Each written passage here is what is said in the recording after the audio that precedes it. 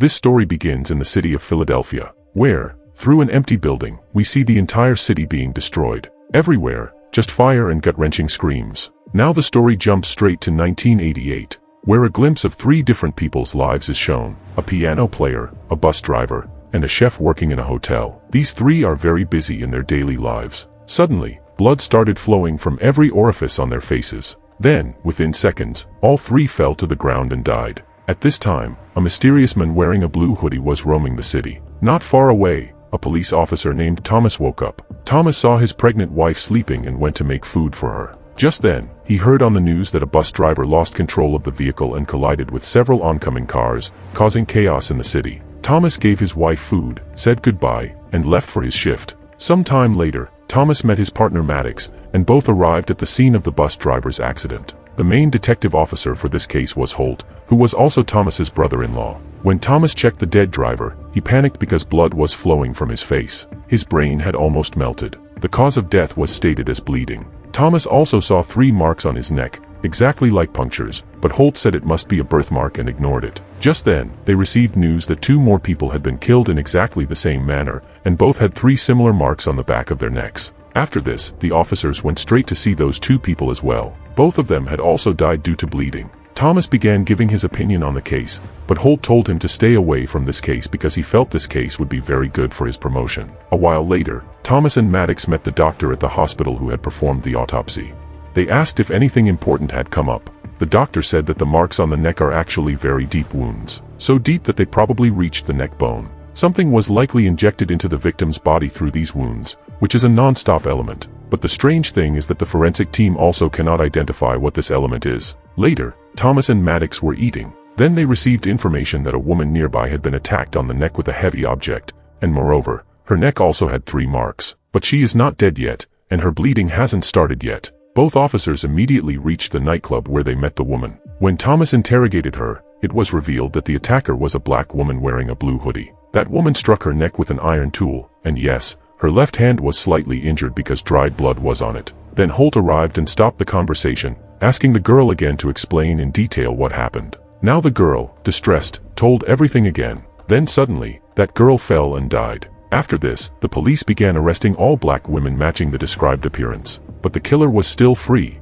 and she was installing a strange device on a car. Then, as soon as a police officer returned, she ran away and vanished. A while later, Thomas and Maddox were driving. Then they encountered that same woman. She immediately ran to escape them. The 2 called for backup, and Holt even ordered every officer in the city to find her. During this, Thomas's car collided with a truck, because of which, Thomas and Maddox had to pursue her on foot. They thought the woman must be somewhere nearby. Therefore, both planned to corner her, and while searching separately, Thomas found a strange device which he kept with him. Later, inside a basement, Maddox caught that woman and told her to surrender as soon as possible. But this woman was no helpless lady. She attacked Maddox and beat him up. Moreover, she broke his leg and then quickly fled from there. Hearing his partner's voice, Thomas arrived there and began chasing that unknown woman. Finally, he cornered her and told her to turn around with her hands up. Then a twist came in the story. That woman called Thomas by his name and even congratulated him on his soon-to-be-born daughter. She also said, "I'm sorry for breaking your partner's leg." Hearing all this, Thomas was a bit startled about how she knew so much about him. Then Thomas tried to arrest her, but the woman easily defeated him and tied him to a bench with his own handcuffs. As she left, she said, "We will meet again." But just as she turned to leave, Thomas attacked her with the same device she used to inject her victims. This unbalanced the woman, and she fell in front of an oncoming train, becoming a victim of death. This incident deeply affected Thomas, but before he could compose himself, he received news that his wife was in the hospital. He rushed there, and his partner told him that no fingerprint trace of the attacker was being found. A key had been found on her, but the police had no idea what it was a key to. An even more surprising thing was that a bullet was lodged in the woman's wrist, and that bullet was from Thomas's revolver, while Thomas had never fired a shot. Then a nurse interrupted the conversation and told Thomas that your wife's condition is very critical. Thomas immediately ran to her, and his wife began to faint from the pain during delivery. Doctors began working frantically to save her. A short while later, a nurse placed a healthy baby girl in Thomas's arms, but his joy immediately turned to mourning when he learned his wife had not survived. After this, the story jumps forward 9 years, to 1997. Now Thomas's daughter, Amy, was 9 years old. Amy was just making breakfast when the news started playing on TV, where people on the streets were protesting, demanding answers about the incident that happened 9 years ago. People had turned it into an issue of racism. Many people, supporting that woman, began saying that at that time, that woman was unarmed. But instead of arresting her, the police officer pushed her under a train. Later, Thomas, who had now become a detective, wished his daughter a happy birthday and also gifted her a bracelet. Then both went to Thomas's wife's grave, where they saw fresh flowers on the grave, and seeing this, they wondered who had left flowers here. Just then, Thomas received a phone call. He was shocked to learn that deaths had started happening exactly like they did 9 years ago. Without wasting a moment, Thomas reached the crime scene and met Maddox, who was still limping due to the incident from 9 years ago. Thomas asked him if he put flowers on my wife's grave this morning, but Maddox said, "Brother, I didn't go there." Then both reached a university classroom where a professor's body was lying. His neck had those same 3 marks, and blood was flowing from his face. A little later, Holt, who had now become an officer, began checking the security camera footage. Seeing the footage, everyone's eyes were wide open because this killer looked exactly like that woman and was wearing the same clothes that the woman from 9 years ago had worn. But since that woman is dead, everyone assumed this is a copycat killer. Returning to the police station, Thomas began rereading the case files from 9 years ago, hoping that maybe a clue would be found. Just then, he found that mysterious key that had been recovered from the woman, and he had his team start investigating it. Meanwhile, more murders began happening, putting immense pressure on the police. Along with that, an atmosphere of fear began building among the public. Later, Thomas carefully observed the new killer's left hand in the footage. He was shocked to see that it was also injured, exactly like the hand of the woman from 9 years ago. He told Maddox that this detail was never made public. Therefore, if there is a copycat killer, how could they know about this? Just then, an officer came and reported that the key being investigated is a plain key that was manufactured just 1 year ago. So how did this key belong to that woman 9 years ago? Hearing this, the detectives were astonished. When they learned that within a 100-mile radius, there is only one airfield where this model of plane exists, they decided to go there. Just as Thomas and Maddox were about to leave, they encountered a scientist named Dr. Naveen Rao. The scientist explained that this case is connected to my research. He also said this killer only appears on a specific occasion.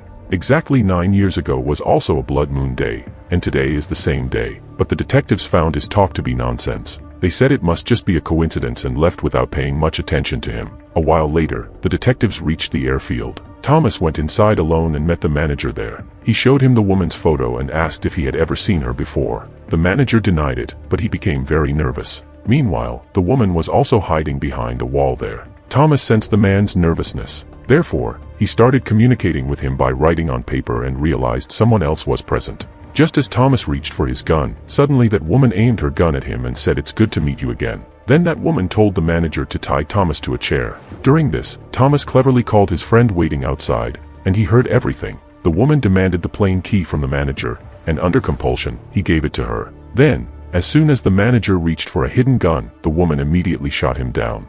Just then, police siren sounds began to be heard from a distance. The woman panicked and took Thomas hostage. At that same moment, Maddox entered the room. Then, without thinking, the woman shot him straight in the forehead. But as soon as she realized that the person she had shot was Maddox, she began to regret her action. Thomas was completely shattered seeing this. But that woman grabbed him, put him in the plane, and took him away in the plane before the police arrived. Officer Holt noticed that his brother-in-law was also inside the plane. Therefore, he ordered the police not to fire. Later, that woman started telling Thomas to stop pursuing me, and she also claimed that what I am doing is very important. She said that every 9 years I will return. Exactly on this day, but only for a short time, and no one can kill me. But Thomas said I will never stop pursuing you. Angered by this, the woman threw him out of the plane. Thomas fell into the sea below and later somehow reached the shore, where he saw the wreckage of the burnt plane, but that woman was nowhere to be seen. The next morning, Holt and his team arrived there and anxiously kept trying to find the killer. Then Thomas told them, "Don't waste your effort. That woman came from the future." Hearing this, Holt looked at him as if he had gone mad. Because of all this, another 9 years passed, and 2006 arrived, where an aging Thomas was seen digging up the grave of a man named Harold Novak. He removed the skeleton and saw a mark on its neck bone. After this, Thomas went to his car and resumed his investigation. A newspaper clipping revealed that Dr. Naveen Rao has been missing for quite some time. The next morning, Thomas went to meet Harold's widowed wife and introduced himself as a private investigator who wanted to ask some questions about her husband. The woman was surprised because her husband had died 18 years ago, but still, she let him in. Then she started showing Thomas Harold's old files. This revealed that Harold believed white people were superior to everyone else, and that's why he started the Real American movement. She explained that Harold used to spread his wrong message by citing history books, saying, "Look, we built this country. We brought all of them here as slaves. How did they become equal now?" It was also discovered that along with Harold, his ex-wife, Heidi, was involved in all this, until their relationship broke apart. Well, Thomas paid some money and got a list containing the names of all the people associated with Harold. Later, Thomas read the file and learned that the other victims of the killer woman were also on this list. Surprisingly, they were all connected to Harold's political group. Then Thomas went to pick up his daughter Amy from school because today is her 18th birthday. It was also revealed that Thomas is no longer a detective because he had become too personal about this case. Along with that, he couldn't pay attention to his daughter. Therefore, Amy now lives with Holt's family. Later, Thomas met Holt and started telling him about another victim, who was Harold, whose death was labeled a drug overdose. Thomas began showing him the list of people associated with Harold, and it was found that all the serial killer's victims were connected to the Real American movement. Thomas told Holt that the mysterious woman travels back in time and that she wasn't alive in 1997. Actually, she hadn't died until then. Thomas claimed that she would return today and started telling Holt that we need to find a woman named Heidi Russell. But Holt said, "Your words are complete nonsense. You're talking nonsense. Your daughter is growing up in our house. She misses her father. Get a hold of your life again, brother. For her sake, get a hold of yourself." When Holt was about to leave, Thomas, with tears in his eyes, approached him and began apologizing for his mistakes. He said he needed help. Then Holt reassured him and said, "I will help in every way." Both hugged, and Holt left. But it turned out that Thomas's sadness was just an act. Seizing the opportunity, he stole Holt's bag. Later, Thomas called the police station and, pretending to be Holt, began speaking and cleverly extracted Heidi Russell's address. When he reached there, he was stunned. There was a corpse lying there, its face covered in blood just like the previous victims, and then suddenly the killer appeared, and Thomas injured her left hand. But that woman sped away on a motorcycle. Thomas commandeered a passing truck and began chasing her. After chasing her for a long time, Thomas entered a tunnel, where that woman locked herself inside a time-traveling machine. Water began filling the machine, and Thomas vowed that they would meet again. Then the woman disappeared along with the device. A little later, as soon as Thomas exited the tunnel, he was immediately arrested by the police and an angry Holt. Thomas explained that, "I shot that woman's left hand today, and remember when she came the last time and the time before that, her hand was injured, right? This proves that this woman travels back in time."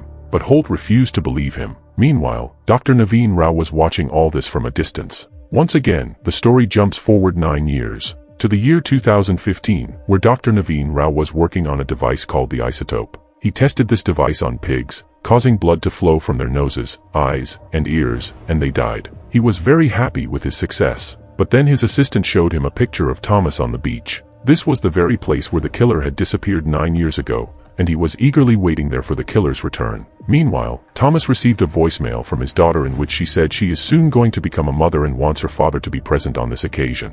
Thomas is thinking about it, but suddenly, a little while later, he found himself tied up in the back of a truck. It turned out that Naveen was the one who had kidnapped him. Naveen told him that, "I am proud of that killer woman's mission, and I am working on an experiment that one day that woman will use. I don't want you to kill her and ruin everything. Therefore, it will be necessary to keep you locked up for 3 days. Thomas kept arguing that the woman is killing innocent people, but Naveen kept responding that all of this is to prevent a terrible event. That woman is saving us. The scientist was still speaking when Thomas cleverly freed himself and attacked Naveen.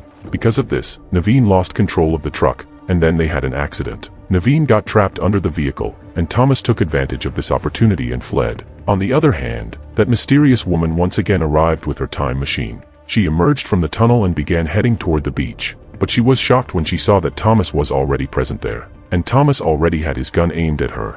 But that woman, whose name is Raya, revealed an incredible truth. She began saying that, "I know you won't kill me because it was you who gave me this mission." She showed the bracelet given by her mother, and Thomas was stunned when he realized that this was the same bracelet he had once gifted to Amy. Here, Thomas received a huge shock. He is Raya's grandfather. Raya is going to be born today from his daughter's womb. Now he began to regret that in 1988, "I had killed you." Thomas began pleading with her to go back and stop all this. But Raya said that all this has already happened, and time travel only goes one way. Going back repeatedly is not possible.